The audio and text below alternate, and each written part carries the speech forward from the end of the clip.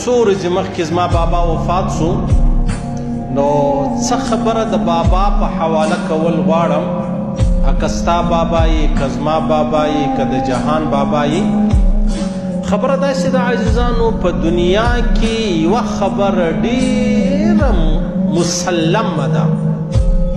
په دنیا کې یوه خبره ډېره یقیني ده چې بابا خپل اولاد تر ځان با کماله غواړي. ورور تر ورور ځان، دا خپل ورور تر ځان با کماله نه غواړي، اکا نه غواړي، وراره نه غواړي، خوریی نه غواړي، د هغسې پسې راځه استاز نه غواړي، د هغسې پیر نه غواړي، هېڅوک دا نه غواړي چې زما ورور یا زما وراره یا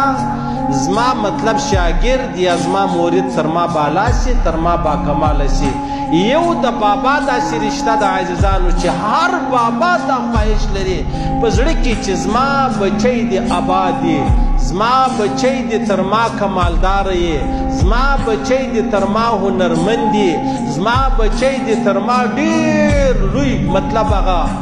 عقل، فهم، سوچ او فکر والا سي.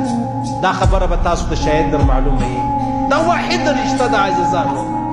هیڅوک دا نه غواړي چې یاره جهان دې تر ما بالا سي. یو بابا دا غواړي چې یاره زما اولاد تر ما باکماله سي، تر ما هوښیار سي، تر ما پوه سي، تر ما هنرمند سي، تر ما په جهان کې هوغه تر اسمانه ورسیږي، او دا خبره 1000% یقیني ده. روایتو کې راځي عزیزانو، حضرت عبدالله، حضرت جابر فرمای، جابر بن عبدالله رضی الله تعالی عنهما، د طبرانی حدیث دی،